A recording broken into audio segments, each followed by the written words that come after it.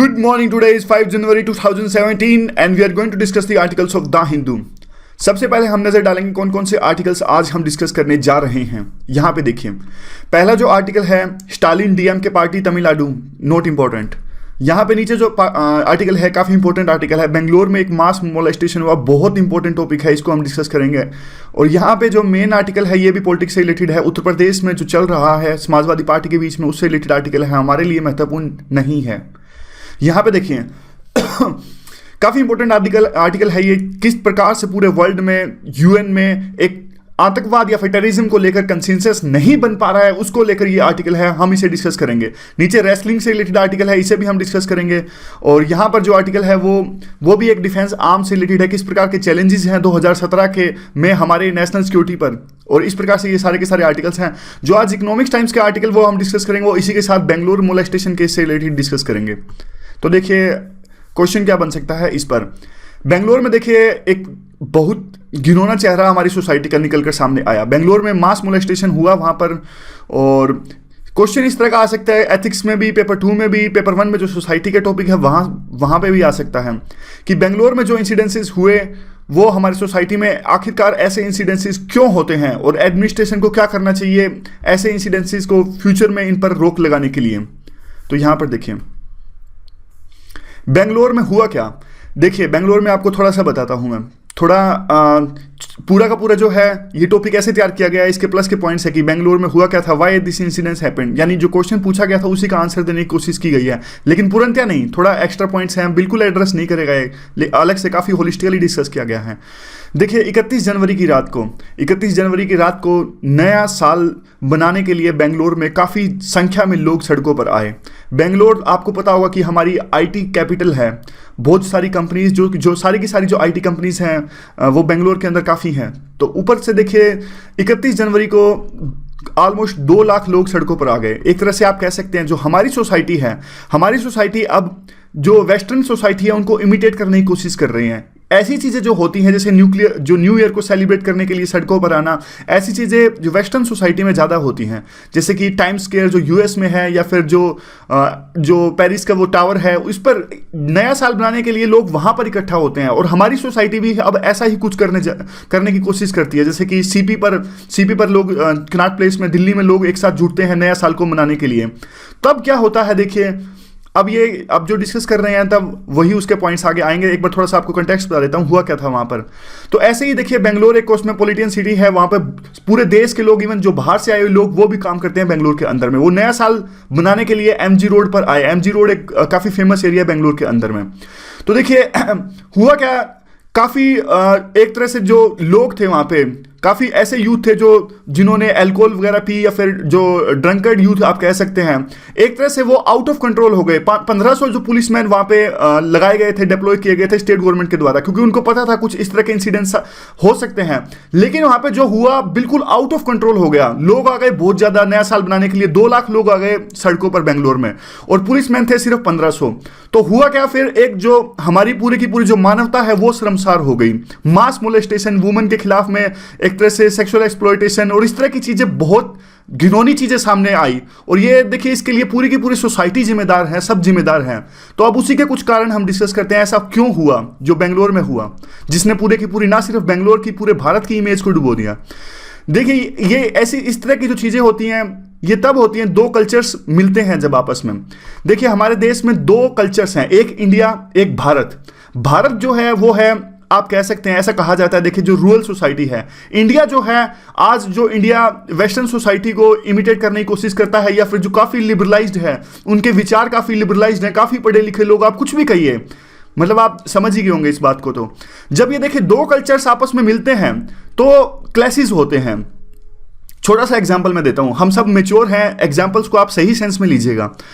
देखिए छोटा सा एग्जाम्पल मैं देता हूँ, जब ये आज देखिए जो आईटी सेक्टर्स में जो लोग काम करते हैं उनके विचार काफ़ी ऊपर उठ जाते हैं, क्योंकि उनके क्लाइंट्स जो होते हैं, टीसीएस में देख लीजिए, टीसीएस में मैंने भी काम किया है, टीसीएस में क्लाइंट्स होते हैं, वो क्लाइंट्स यूएस के होते हैं, यूएस के प्रोजेक्ट्स लेते हैं, तो उनकी जो डीलिंग होती है काफ़ी हद तक यूएस और यूके से होते हैं। वो फेस्टिवल्स भी बनाने स्टार्ट कर देते हैं, क्रिसमस जैसे फेस्टिवल्स को ज़्यादा अच्छे से वो बनाने स्टार्ट कर देते हैं, क्योंकि उनकी डीलिंग वहाँ पे ज़्यादा होती है।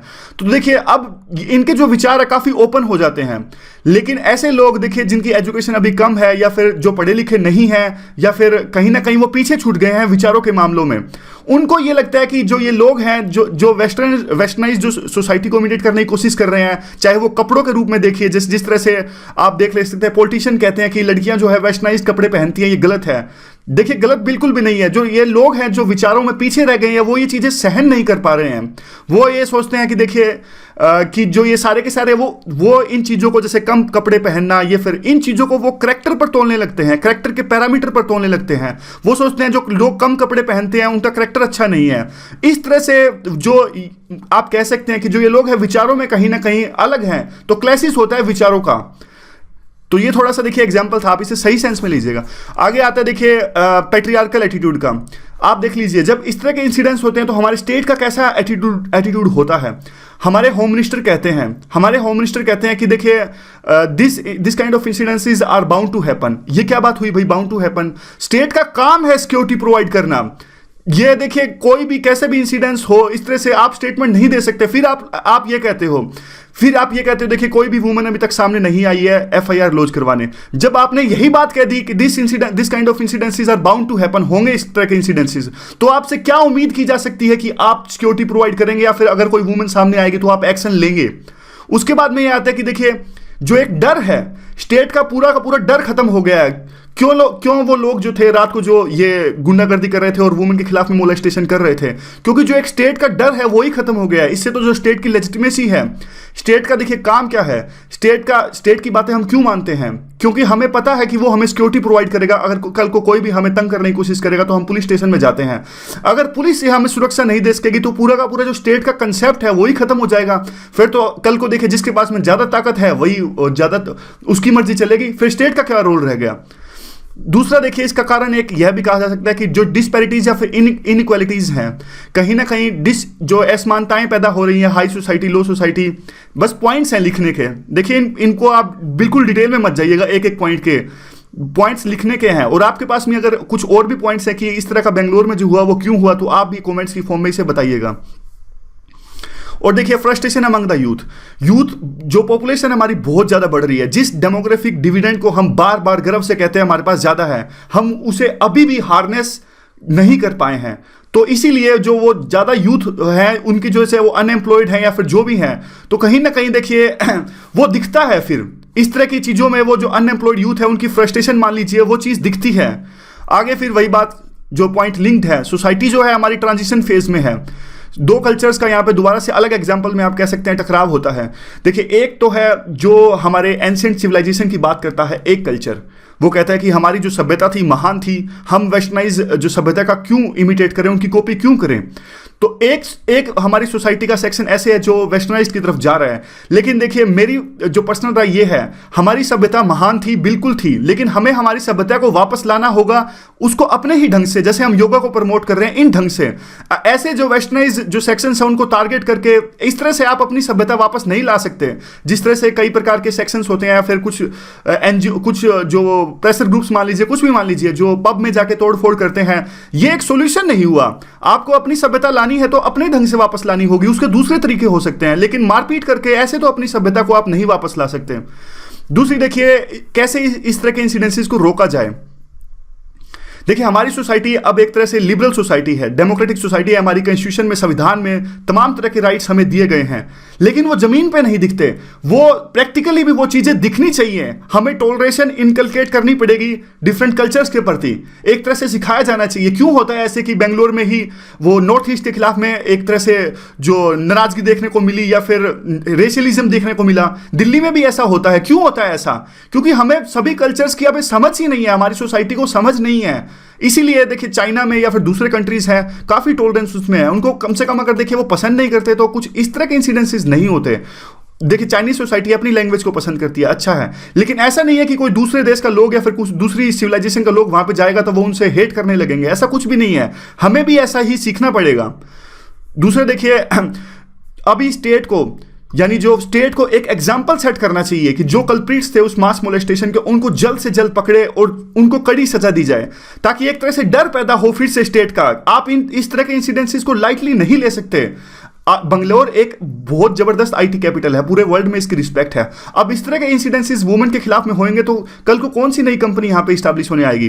देखिए ये बहुत सारे फैक्टर्स हैं इसमें, लेकिन अभी फिलहाल कहने के लिए स्टेट जो है, देखिए उसको एक डेटरेंस, दोबारा से ये मिलता जुलता पॉइंट है, एक डेटरेंस क्रिएट करनी होगी और लोगों के अंदर में डर पैदा करना होगा।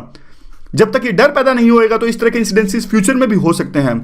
और स्टेट को देखिए एक तरह से सेंसिटिव रवैया भी अपनाना होगा, सेंसिटिव रवैया। अब इस तरह के जब स्टेटमेंट्स अगर होम मिनिस्टर देते हैं कि this kind of incidences are bound to happen, एक जो लीडर है, पॉलिटिकल लीडर है महाराष्ट्र में, उन्होंने एक स्टेटमेंट दी कि जो कम कपड़े पहनने की वजह से इस तरह के इंसिडेंसेस हुए। देखिए एक कोट है, एक फेमस कोट आपको बताता हूँ। फेमस कोट है कि स्कर्ट ने कहा क्या मेरे साथ ऐसा हुआ कि मैंने कम कपड़े पहने थे? तो बुर्का ने रिप्लाई किया नहीं, ऐसा मेरे साथ भी हुआ। तो इस तरह का कोट है, एक बहुत फेमस कोट है, ऐसे में आप कोट कर सकते हो इसके साथ। तो आगे क्या है, देखिए हमें जो यूथ है उसके जो पोटेंशियल है उनको हार्नेस करना पड़ेगा, जल्द से जल्द उनको एम्प्लॉयमेंट प्रोवाइड की जाए। जैसे स्किल इंडिया जैसे इतने सारे मिशन चल रहे हैं, कहीं ना कहीं यूथ को एडजस्ट किया जाए। अनएम्प्लॉयड रहेंगे या फिर कुछ, तब इस तरह की एक्टिविटीज सामने आती रहेंगी। और वही बात, स्टेट को तो ज़्यादा सेंसिटिव होना ही पड़ेगा। देखिए आप इस तरह के जो इंसिडेंसेस थे, 1500 आपके जो पर्सनल थे वो डिप्लॉयड थे, तो आपको ज़्यादा अरेंजमेंट्स करने चाहिए थे, पहले से आपको अवेयर होना चाहिए था इन चीज़ों के बारे में। वे फॉरवर्ड क्या हो सकता है इसका? वे फॉरवर्ड देखिए ये हो सकता है कि क्रिमिनल लॉ एक्ट 2013 पास, ये पास हुआ था। देखिए दिल्ली गैंगरेप का केस आया था 2012 में, उसके बाद में काफ़ी प्रोटेस्ट हुआ इंडिया गेट पे, आपको पता होगा। उसके बाद में बहुत सारे जो लॉज थे, ये क्रिमिनल लॉ में अमेंडमेंट किया गया और एक क्लैरिटी लाई गई कि कौन कौन से जो इश्यूज हैं वो सेक्सुअल ऑफेंसेस में शामिल हो सकते हैं। और प्रोसीजर्स हैं उनको और ज़्यादा सिंप्लीफाई किया गया, ताकि जो वुमेन है अगर उनके खिलाफ में इस तरह की घटनाएं होती हैं तो वो पुलिस के सामने रख सके कि हमारे साथ ऐसा हुआ है। लेकिन देखिए ये सारी चीज़ें अभी जो पेपर्स में थी वहीं रह गई और एक तरह से रियलिटी में ये चीज़ें नहीं आ पाई। और अभी देखिए स्टेट को ये कन्विंस कराना पड़ेगा वुमेन को कि हम भी वही पेज पे हैं, उसी पेज पे हैं जिस पेज पे आप हो। तो इसलिए जो भी एक क्राइम होगा वुमेन के खिलाफ, तो स्टेट को उस क्राइम को सीरियस लेना पड़ेगा। आप इसको ऐसे नहीं ले सकते, लेमैन तरीके में नहीं ले सकते जिस तरह की स्टेटमेंट होम मिनिस्टर ने वहां पे दी। Bound to happen, what is this यार, बाउंड टू हैपन। बाद में देखिए वो है no matter where she is. अब देखिए ये वुमेन की मर्जी है कि जहां भी वो है, जो भी वो कर रही है, किस भी टाइम वो कर रही है, वो उनकी मर्जी है। आप ऐसा नहीं कह सकती कि अगर 11 बजे वुमेन घूमेगी तो ये देखिए ये कोई रीजन नहीं होगा, ये कोई एक्सक्यूज नहीं हुआ। वही बात है, घूम फिर के सेम बात आती है कि स्टेट की जिम्मेदारी है सिक्योरिटी प्रोवाइड करना। और अब देखिए बाद में ये कहते हैं कि वुमेन को भी आगे आना चाहिए, जिनके साथ में ये केसेस आए उनको आगे आना चाहिए और एक एग्जाम्पल सेट करने के लिए इस पूरे के जो घटनाएं हुई बेंगलोर के अंदर में, उनको जो कल्प्रिट्स थे उनको सजा मिलनी चाहिए। इस तरह की बात है वे फॉरवर्ड में। ये सेम वही बात, रेपुटेशन बेंगलोर की बनाए रखनी है और इंडिया एज ए होल, पूरे के पूरे इंडिया की रेपुटेशन बनाए रखनी है। तो हमें इस तरह के इंसिडेंसेस को रोकना होगा।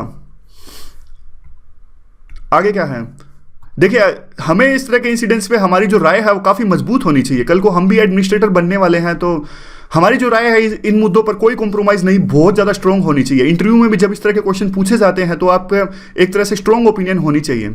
आगे क्या है, देखिए टेररिज्म के मुद्दे पर यह आर्टिकल है। कोई भी कंसेंसस नहीं है टेररिज्म के मुद्दे पर वर्ल्ड कंट्रीज में, यानी डिफरेंट कंट्रीज के बीच में और यूएन में भी। और क्यों ऐसा है, क्या रीजंस है कि कोई कंसेंसस सर्वसहमति नहीं है, और इंडिया को ऐसा क्या करना चाहिए कि टेररिज्म पर इंडिया के इंटरेस्ट को सिक्योर किया जा सके। जैसे हमारे पे बार बार पाकिस्तान टेररिज्म फैलाता है, तो हम इस चीज़ को कैसे रोक सकते हैं। तो ये देखिए पहले तो इन्होंने थोड़े से पॉइंट्स दिए हैं कि 2016 का जो साल था किस प्रकार से डिफरेंसेस सामने आए। 2016 में कौन कौन से ऐसे इश्यूज थे जिनको लेकर डिफरेंसेस था इंडिया और चाइना के बीच में। तो ये कुछ इश्यूज हैं, बस पॉइंट्स की तरह, फोल्डर पॉइंट्स की तरह आप अपने आंसर्स में इस्तेमाल कर सकते हो। जैसे कि देखिए चाइना ने हमारी जो एक रिक्वेस्ट थी यूएन के अंदर में, जो मसूद अजहर हैं, टेररिस्ट हैं, ये इनको ब्लैकलिस्ट करने की, चाइना ने बार बार अपना वीटो का यूज़ करके हुए इसको ब्लॉक कर दिया। और चाइना इकोनॉमिक कॉरिडोर जो पाकिस्तान के जा रहा है, जो बाल्टिस्तान, जो अभी पाक अधिकृत कश्मीर है लेकिन इंडिया का उस पर क्लेम है, उससे जा रहा है, तो इंडिया ने इस पर भी प्रोटेस्ट किया था लेकिन चाइना नहीं माना। तो इंडिया ने इन्विटेशंस दिया। चाइना के अंदर जो एक्सट्रीमिस्ट हैं, जिंगजियांग रीजन, जो अलग से वहाँ पे एक देश की मांग कर रहे हैं, तो इंडिया ने इनको इन्विटेशंस दिया और बाद में हालांकि इंडिया पीछे हट गया। तिब्बतियन जो एक्टिविस्ट हैं, इनको भी इंडिया ने इन्विटेशन दिया और इंडिया ने एक चाइनीज़ पत्रकार को एक्सपेल कर दिया मुंबई से। चाइना ने ब्लॉक कर दी हमारी रिक्वेस्ट न्यूक्लियर सप्लायर ग्रुप में। उसके बाद में साउथ चाइना सी में भी काफ़ी डिफरेंसेस देखने को आए और इंडिया ने वियतनाम का साथ दिया। वियतनाम में इंडिया तेल खोज रहा है, वियतनाम के पास जो सी लगता है। उसके बाद में चाइना ने डिसीजन हम दोबारा से लिया कि परमानेंट ब्लॉक कर दे जो अजहर है, जो टेररिस्ट है, उसको ब्लैक लिस्ट करने की जो रिक्वेस्ट है, ये डिफरेंसेस हैं, थोड़े फोल्डर पॉइंट्स की तरह आप यूज कर सकते हो। 2015 में ये डिफरेंसेस देखने को आए। मेन जो है ये आर्टिकल ये है कि एक तरह से यूएन में और वैसे भी कि कंट्रीज के बीच में, डिफरेंट वर्ल्ड कंट्रीज के बीच में एक तरह से सहमति क्यों नहीं मिल पा रही है, क्यों ऐसे इश्यूज हैं कि टेररिज्म के नाम पर सब देश एक नहीं हैं। अब ये देखिए, यहाँ पे पहले तो इन्होंने थोड़ा सा डिस्क्राइब किया जो अजहर हैं, ये टेररिस्ट हैं जिनको लेकर इंडिया रिक्वेस्ट कर रहा है यूएन में कि इनको ब्लैक लिस्ट कर दिया जाए, लेकिन चाइना बार बार इनको ब्लॉक कर रहा है। अब ये इशू स्टार्ट होता है, देखिए पहले भी in the past also there have been the several incidences when the China blocked our request to black list some terrorist, but this is some different case. You know why it is different? क्योंकि जो ये terrorist हैं जिनको लेकर India बार बार कौन सा नाम है, मसूद अजहर जो भी इनका नाम है, टेररिस्ट के नाम इंपॉर्टेंट नहीं है, अजहर नाम है इनका। और देखिए ये पहली बार नहीं है, क्योंकि चाइना ने पहले भी ऐसा किया है, लेकिन इनकी बात अलग है। क्यों? क्योंकि देखिए ये हैं जो साफ साफ सबको पता है कि ये पाकिस्तान के अंदर में रहते हैं। और दूसरा, इन्होंने तो एक बुक भी लिखी है, आपको याद होगा कि 1999 में जो एक हमारे विमान का अपहरण हुआ था, नेपाल से जो विमान आ रहा था, बाद में उसे कंधार लेके गया था, और उसके बदले में हमने टेररिस्ट एक्सचेंज किए थे, यानी जो लोगों को, सिटीजन्स को उनका अपहरण कर लिया गया था, और उसके बदले में उन्होंने मांग की थी कि आप हमारे साथियों को छोड़ दें। हमने काफ़ी टेररिस्ट को छोड़ा था, उसके बदले में 3 टेररिस्ट जो मेन थे उसमें ये थे अजहर उसमें से एक ये थे। और इन्होंने देखिए अब ये पाकिस्तान के अंदर में बाद में इस टेररिस्ट ने क्या किया, हमारी पार्लियामेंट पे अटैक करवाया 2011 में। तो ये सब चीज़ें इंपॉर्टेंट नहीं है, सिर्फ बताने के लिए है। और उसके बाद में क्या हुआ देखिए, उसके बाद में थोड़ा सा दूसरा कंटेक्स्ट है। देखिए हमारे मामले में तो साफ साफ इन पर काफ़ी तरह के आरोप हैं इस टेररिस्ट पर, और इन्होंने बुक लिखी है, साफ साफ ये कहते हैं कि मैं तालिबान से मिला, तालिबान प्रमुख से मिला, मैं ओसामा बिन लादेन से मिला। ये साफ साफ प्रूफ है इन पूरे वर्ल्ड के पास में कि जो टेररिस्ट है इनको ब्लैकलिस्ट किया जाना चाहिए। फिर भी चाइना बार बार ब्लॉक कर रहा है हमारी रिक्वेस्ट को। लेकिन दूसरे केसेस में क्या हुआ, 9/11 पे मुंबई में टेरर अटैक हुआ, उसके 2 साल बाद ही जो जैश ए मोहम्मद है उसको टेरर ग्रुप घोषित किया गया, और 1267 सैंक्शंस की कमेटी आई गई 2001 में। आज उस कमेटी को आए 15 साल हो गए हैं, लेकिन आज भी इस टेररिस्ट को ब्लैकलिस्ट नहीं किया जा रहा है। अब देखिए ये सिर्फ बायलैटरल इशू नहीं है, अब इशू ये उठता है कि चाइना क्यों बार बार हमारी जो रिक्वेस्ट है उसको ब्लॉक कर रहा है। ये सिर्फ बायलैटरल इशू नहीं है, और भी काफ़ी सारे इश्यूज इसमें इन्वॉल्व हैं। तो कौन कौन से इश्यूज हैं वो डिस्कस कर लेते हैं। पहला तो इशू ये है कि टेररिज्म पर आज नैरेटिव ही चेंज हो रहा है पूरा का पूरा। टेररिज्म को लेकर आज कंट्रीज वो जितना केयरफुल पहले थे, आज एक तरह से आप कह सकते हैं टेररिज्म को यूज करना चाहते हैं। आप पाकिस्तान का केस ले लीजिए, टर्की का केस ले लीजिए, इवन रशिया का केस ले लीजिए, अब नैरेटिव चेंज हो चुके हैं। यहाँ पे थोड़ा इसको कंटेक्स्ट टाइमलाइन से डिस्कस करते हैं। देखिए यूएन ने एक अलकायदा और जो तालिबान थी उनके खिलाफ में सैंक्शंस कमेटी लगाई, ये ही 1267 में 1267। और 9/11 का अटैक हुआ, उसके बाद में एक तरह से सहमति देखने को मिली सभी देशों के बीच में कि वो टेरर के खिलाफ, यानी टेररिज्म, आतंकवाद के खिलाफ में वो एकजुट हैं। और बाद में यूएन जो रेजोल्यूशन कमेटी आई वो आई, उसने जो रेजोल्यूशन पास किए 1367। ये सब देखिए इतना इंपॉर्टेंट नहीं है, समझने के लिए है थोड़ा। पॉइंट जो कीवर्ड है वो आपको ये याद रखने की, जो ये नैरेटिव्स हैं वो चेंज करने, ये कीवर्ड आप याद रखिए। और जो ये सब है ये समझने के लिए है, बस इनको याद रखने की जरूरत नहीं है। ये कीवर्ड सबसे इंपॉर्टेंट है, चेंजिंग नैरेटिव्स। इसका मतलब ये है कि लोगों की राय चेंज हो रही है टेररिज्म के बारे में। पहले वो एकजुट थे, लेकिन आज वो टेररिज्म को लेकर उतने एकजुट नहीं है, वो यूज करना चाहते हैं। बाद में क्या हुआ देखिए, जो टेररिज्म के मुद्दे पर सबकी राय अलग अलग होने लगी, और एक देश के साथ ही दूसरे देश के एनिमी होने लगे। फिर इंटरनेशनल कॉन्फ्रेंस हुई जो कि ऑर्गेनाइज की गई थी यूके, यूएन और यूएस के द्वारा। इस कॉन्फ्रेंस ने तालिबान के साथ बात करने को कही। देखिए वही तालिबान जिसके खिलाफ में पहले ये सब एकजुट थे, अब इसी जो कॉन्फ्रेंस ऑर्गेनाइज हुई थी उसमें इन्होंने कहा कि तालिबान से आप बात कर लीजिए। और 2011 में क्या हुआ, 2011 में जो सैंक्शंस थे, अलकायदा से जो सैंक्शंस थे वो अलग कर दिए गए, तालिबान के ऊपर सैंक्शंस थे, ताकि ये इंश्योर किया जा सके कि तालिबान से हम बात कर लें। यानी तालिबान से बातचीत को तैयार हो गई पूरे के पूरे जो वर्ल्ड कंट्रीज थे ये। और उसके बाद में 2015 में क्या हुआ, 2015 में जो ISIS थे उसके खिलाफ में जो सैंक्शंस थे वो भी सैंक्शंस अलग कर दिए गए, अलकायदा के खिलाफ में जो सैंक्शंस थे। इस तरह से कहने का मतलब ये है कि डिफरेंट टेरर जो ऑर्गेनाइजेशंस हैं उनके खिलाफ डिफरेंट अप्रोच अपनाई जा रही है अपनी सहूलियत के अनुसार। तो दिख रही है, वैसे पिक्चर दिख रही है आपकी, ये थोड़े थोड़े वर्ड्स हैं इसमें। आप बोलते क्यों नहीं जो ये पिक्चर बनाता है उसको साफ पिक्चर बनाने के लिए। चलो आगे देखते हैं, आगे देखते हैं। देखिए जो सेकंड रीजन है वो यूएस और रशिया के टाइज को लेके हैं। यूएस और रशिया के टाइज आज अच्छे नहीं है, इसीलिए जो टेरर के मुद्दे पर अलग अलग राय है सभी देशों की, मतलब काफी सारे देशों की। यूएस और जो रशिया है वो देखिए, पहले तो इनकी राय थी टेरर के मुद्दे पर एकजुट थी ये दोनों के दोनों देश, यानी 2001 में जब अमेरिका पर जो वर्ल्ड ट्रेड सेंटर पर अटैक हुआ, पुतिन ने उसी टाइम यूएस को फोन करके कहा कि उस टाइम पे बुश थे प्रेसिडेंट, कि हम आपके साथ हैं आतंकवाद के मुद्दे पर। क्योंकि देखिए रशिया को यह लगता था कि रशिया उस टाइम पर, रशिया में भी जो इस्लामिस्ट टेररिस्ट की प्रॉब्लम है चेचन्या में, वो भी रशिया भी इस प्रॉब्लम से सफर कर रहा था। और रशिया को यह लगा कि जो ग्लोबल वार ऑन टेरर चलेगा, उससे कहीं ना कहीं हमें भी फायदा होगा। लेकिन आज सिचुएशन पूरी की पूरी चेंज हो चुकी है। आज देखिए, पहले तो देखिए रशिया ने इसी मुद्दे पर यूएस को कहा, ठीक है आप जो वार लड़ रहे हो टेरर के खिलाफ, हम आपका साथ देते हैं, आप कहीं भी जो बेस है अपने बेस इस्टेब्लिश कर लीजिए। यूएस ने सेंट्रल एशिया में अपने बेस इस्टेब्लिश किए, अफगानिस्तान के अंदर अपने बेस इस्टेब्लिश किए, मिडिल ईस्ट है वहां अपने बेस इस्टेब्लिश किया। रशिया ने कुछ नहीं कहा, रशिया ने कहा कोई बात नहीं, आप कर लीजिए, आप लड़ाई लड़ रहे हैं। लेकिन आज ऐसा नहीं है। अब पुतिन इस तरह की स्टेटमेंट देने लगे हैं। पुतिन कहते हैं कि आप अफगानिस्तान के अंदर अपने बेस क्यों इस्टेब्लिश कर रहे हो, ये बिल्कुल गलत है। अब वो एग्जाम्पल भी देते हैं, जो रशिया एग्जाम्पल देता है कि आप अफगानिस्तान देखिए, अफगानिस्तान का रशिया के ऑलमोस्ट पास ही है, पड़ोसी देश तो नहीं कह सकते, एक्सटेंडेड नेबरहुड है अफगानिस्तान रशिया का। तो रशिया कहता है कि आप देखिए, आप अफगानिस्तान में बेस इस्तेमाल कर रहे हो, हम इस चीज को बर्दाश्त कर रहे हैं। रशिया कहता है अगर हम मैक्सिको के अंदर अपने बेस इस्टेब्लिश करेंगे तो क्या आप इस बात को मान लोगे, क्या आप इस बात को टॉलरेट करोगे? अगला रीजन क्या आता है, थर्ड जो रीजन है, देखिए एक तरह की नज़दीकी देखने को मिल रही है चाइना के बीच में, चाइना रशिया और पाकिस्तान के बीच में, और जो इंडिया के लिए भी काफ़ी खतरे की घंटी है।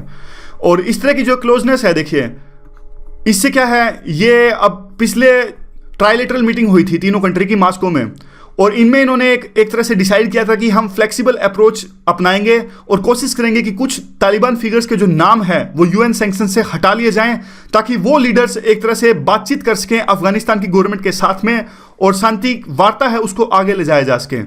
तालिबान की स्टेटमेंट उसी से इन तीनों जो कंट्रीज मिले और तीनों कंट्रीज के बीच में जो कोऑपरेट हो रहा है उसी को आगे ले जाते हुए देखिए तालिबान ने एक स्टेटमेंट दी कि हम अफगानिस्तान के अंदर में इंफ्रास्ट्रक्चर के जो प्रोजेक्ट्स हैं उनको टारगेट नहीं करेंगे। क्यों? क्योंकि वो प्रोजेक्ट्स चाइना की वन रोड वन बेल्ट की पॉलिसी का हिस्सा है। तो आप देख लीजिए किस तरह से नजदीकियां देखने को मिल रही हैं। वो आतंकवादी संगठन तालिबान जिसके खिलाफ में यूएस पहले काफी सालों से लड़ रहा था, उसके बीच में और चाइना के बीच में। लेकिन अभी देखिए किसी भी साइड ने अभी तक जो अभी तालिबान के नए चीफ हैं, इनका जो नाम है हबीबुल्ला, इनका जो नाम है, ये तालिबान के नए चीफ हैं, अभी तक किसी भी ग्रुप ने ऐसा प्रपोज नहीं किया यूएन में कि इन पे सैंक्शंस लगाए जाएं। तो देख लीजिए आप कितना टॉलरेशन आ गई है टेरर ऑर्गेनाइजेशन के प्रति। तो नैरेटिव भी चेंज हो गए हैं और तीनों जो देश साथ आ रहे हैं वो भी देख लीजिए। इंडिया का देख लीजिए, इंडिया तो 1996 से ही, हमारा देश 1996 से कोशिश कर रहा है कि यूएन के अंदर में कि जो comprehensive convention on international terrorism है उसको लाया जाए, लेकिन उसने अभी तक लाइट नहीं देखी है। हमारा इंडिया और रशिया के रिलेशंस भी इसके लिए रिस्पॉन्सिबल हैं, कैसे और वे फॉरवर्ड भी। देखिए रशिया और पाकिस्तान की जो एंगेजमेंट है वो इन चीज़ों से अलग रख के नहीं देखी जा सकती। और आप देख लीजिए जो अजहर है, जो टेररिस्ट जिनके खिलाफ में हमने ब्लैकलिस्ट करने की कोशिश की थी यूएन के अंदर में, हमारे रेजोल्यूशन को स्पॉन्सर किया यूएस ने, यूके ने और फ्रांस ने। इन तीनों ने हमारे जो रेजोल्यूशन थे उसको स्पॉन्सर किया। चाइना ने ब्लॉक किया, लेकिन रशिया जो एक तरह से बहुत ज़्यादा घनिष्ठ मित्र माना जाता था पहले, उसने कुछ नहीं किया, एब्सटेन किया, पता नहीं कुछ नहीं किया। यहाँ पे ये लिख रखा है कि उन्होंने कुछ नहीं किया। और बाद में देखिए अब बात यही उठती है कि जो सारा का सारा जो वर्ल्ड है वो डिवाइडेड है टेररिज्म के मुद्दे पर, और इंडिया को क्या करना चाहिए?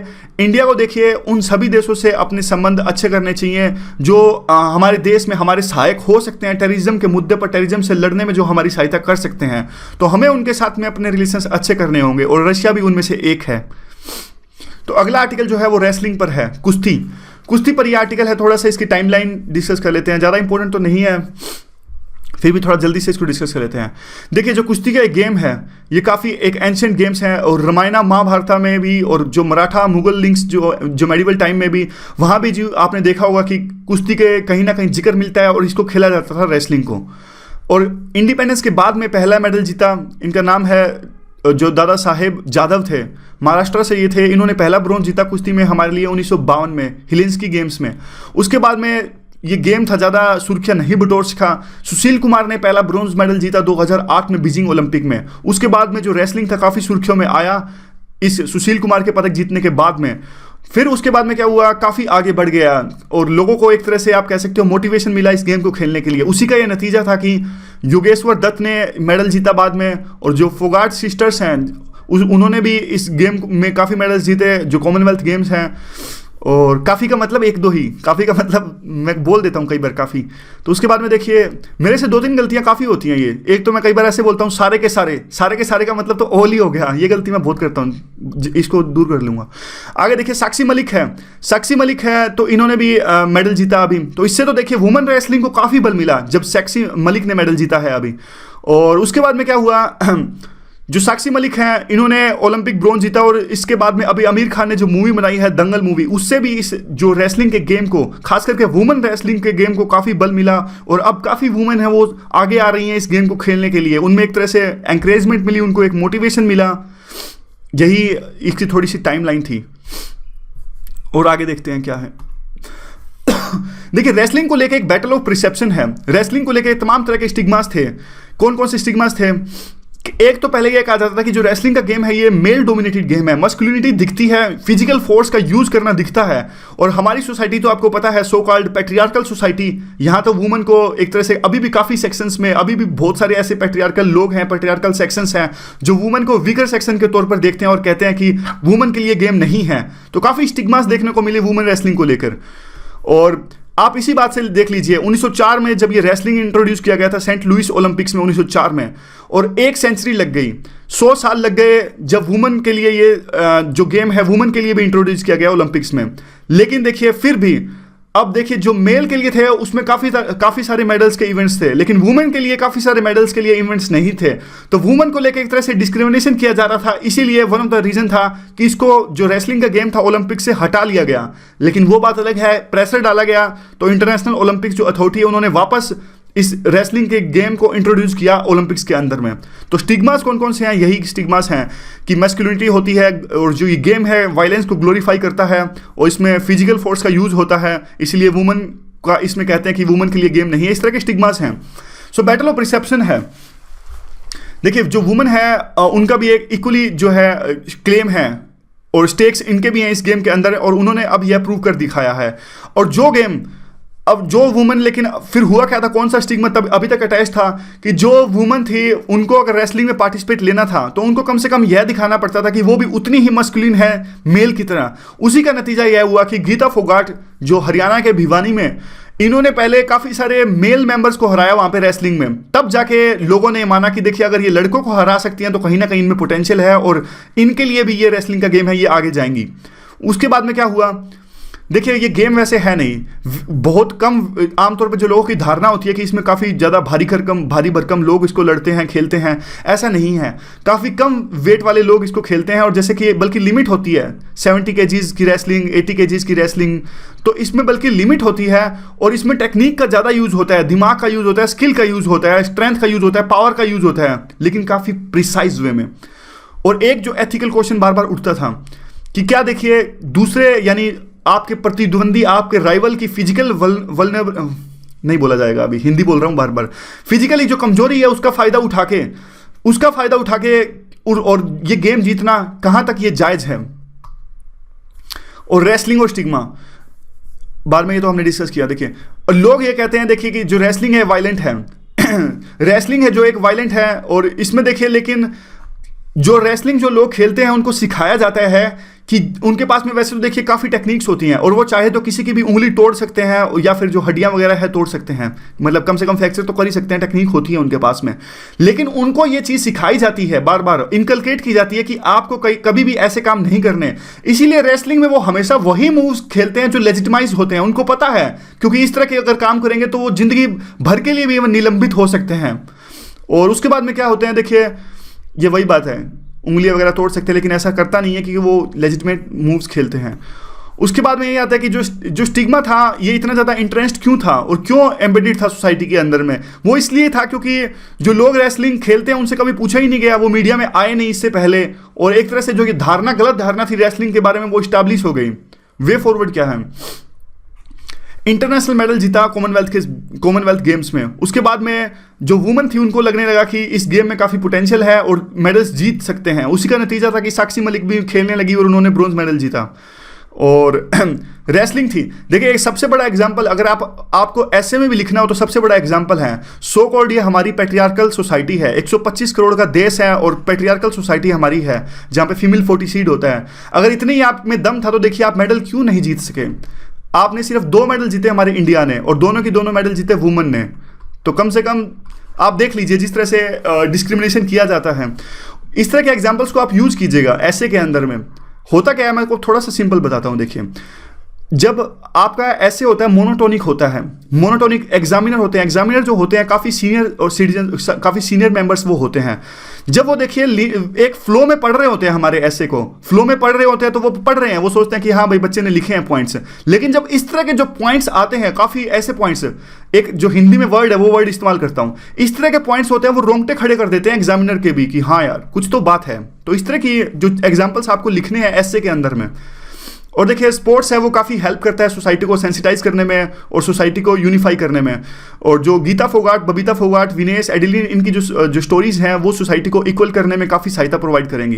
तो इस तरह का ये पूरा का पूरा आर्टिकल था। यूटिलिटी क्या हो सकती है, इस पर क्वेश्चन क्या बन सकता है। Wrestling as a sport faces stigma and recent winning of medals in international events helping to break wrong perception about the wrestling. बात वही है, इस पे कमेंट करना है आपको। रेसलिंग एक स्पोर्ट्स की तरह इसने काफ़ी तरह की जो डिस्क्रिमिनेशन है या फिर स्टिग्मा झेला है, लेकिन अब फिलहाल जिस तरह से मेडल इसमें जीते गए हैं उस तरह से जो इसकी झूठी परसेप्शन थी उसको बदलने में कोशिश करेगा। तो आपको इस पर टिप्पणी करनी है। तो अब देखिए अगला जो आर्टिकल है ट्रंप से रिलेटेड ये आर्टिकल है। जो ट्रंप अब जीत के आए, देखिए अब ये संभावना व्यक्त कर रहे हैं इस आर्टिकल में कि ट्रंप कौन कौन सी जो पॉलिसीज है वो अपना सकते हैं। ये कहते हैं कि अगर ट्रंप ने जो ट्विटर पे स्टेटमेंट दी थी उसके तहत, तो देखिए ट्रंप जो टीपीपी है एक रीजनल ऑर्गेनाइजेशन है, इससे हट जाएंगी, यूएस इससे हट जाएगा। और जो यूएस और चाइना के रिलेशन है वो और भी ज़्यादा खतरे में आने वाले हैं। और इवन जो यूएस के रिलेशन है वो रशिया के साथ अच्छे हो सकते हैं अगर ट्रंप की बातों पर विश्वास किया जाए तो। ट्रंप सख्त पॉलिसी अपनाएंगे ऐसा कहा जा रहा है पाकिस्तान के खिलाफ में, क्योंकि ट्रंप काफ़ी सख्त है आतंकवाद के खिलाफ में। और वाई तो देखिए क्योंकि अभी हाल फिलहाल में आपने देखा होगा कि इजराइल के मुद्दे पर उन्होंने कहा कि हम इजराइल अगर आएंगे तो इजराइल के खिलाफ में जो रेजोल्यूशन पास किया गया है उसको वापस ले लेंगे। इवन ईरान के साथ में जो न्यूक्लियर डील हुई थी वो ट्रंप इसके भी खिलाफ हैं। तो अब होगा क्या, देखिए ऐसा संभावना व्यक्त की जा रही है कि जो ट्रंप है वो मिडिल ईस्ट में जो यूएस की जो प्रेजेंस है काफ़ी बढ़ेगी। और जो ये पॉलिसी है, बराक ओबामा ने जो पॉलिसी अपनाई थी साउथ चाइना सी के अंदर में, तो क्वेश्चन ये उठता है कि क्या ट्रंप वो साउथ चाइना की यूएस की पॉलिसी को जो इसका नाम है पिवट टू एशिया पॉलिसी, क्या उसको रिवर्स करेंगे। और बस यही है, कुछ क्वेश्चंस ऐसे हैं। अब देखिए ट्रंप क्या करेंगे वो तो अब पता लग ही जाएगा क्या करेंगे, क्योंकि मेंस तो होंगे अक्टूबर के टाइम में। लेकिन इस तरह की स्टेटमेंट थोड़ा थोड़ा डिस्कस करें तो हमारी ओपिनियन एक कंटिन्यूस मोड में रहती है और टच में रहते हैं हम चीज़ों के, कॉमन सेंस लगने लगती हैं आगे जो चीज़ें आएंगी, आगे जो आर्टिकल्स डिस्कस किए जाएंगे। चाइना राइज कर रहा है। देखिए चाइना का जो अब राइज है वो कहीं ना कहीं, पहले चाइना कहता था कि हमारा जो इमरजेंस है वो पीसफुल है, शांतिपूर्वक है, लेकिन नहीं, अब चाइना का जो राइज है वो पीसफुल कतई नहीं है। अब चाइना का राइज एक थ्रेट बन चुका है और इंडिया को भी यह चीज़ ध्यान से देखनी होगी। इसके एग्जाम्पल्स देख रहे हैं काफ़ी सारे हैं। देखिए एयर डिफेंस जो वेपन्स हैं, चाइना ने अपने एयर डिफेंस वेपन्स डिप्लॉय किए साउथ चाइना का जो आइलैंड है उसके ऊपर में।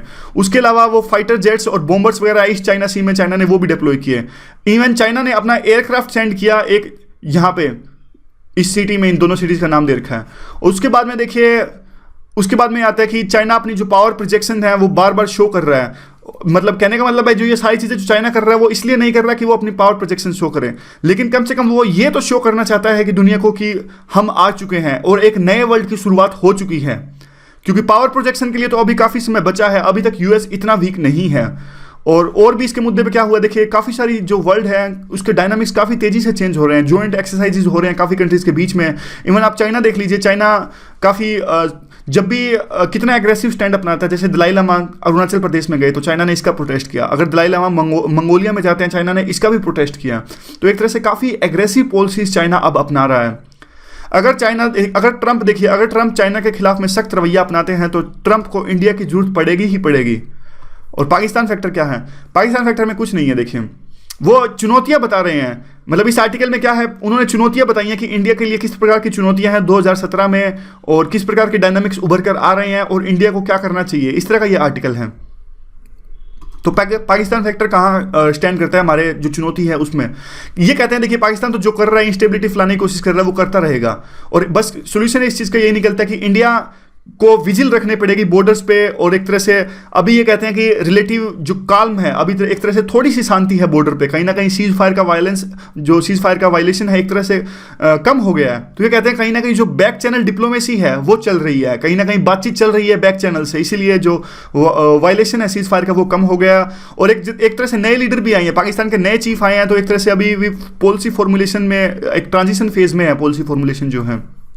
और हमारे नेबरहुड में कैसे डायनामिक्स हैं वो चेंज हो रहे हैं।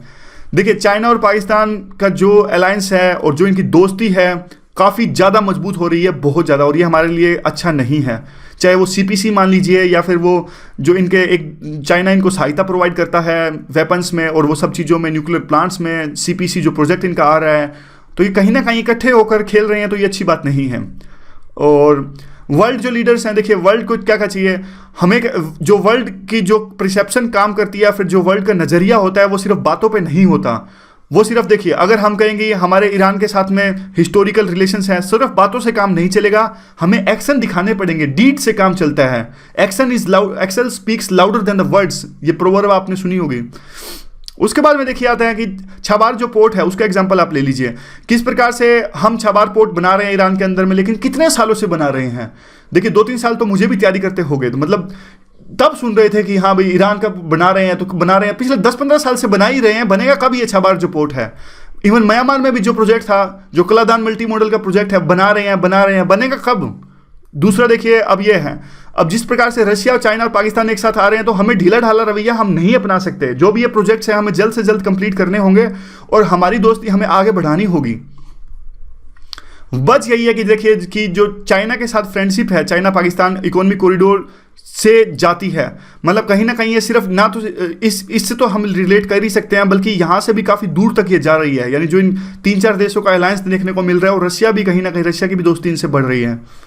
और देखिए इकोनॉमिक और मिलिट्री कमिटमेंट्स हैं अफगानिस्तान में, वो भी एक तरह से इनकी बढ़ती जा रही है। यानी अब हमने पहले डिस्कस किया था कि मीटिंग हुई थी रशिया की और चाइना की और पाकिस्तान की तालिबान के साथ में, और तो कहने का मतलब है अफगानिस्तान में इनकी प्रेजेंस बढ़ रही है।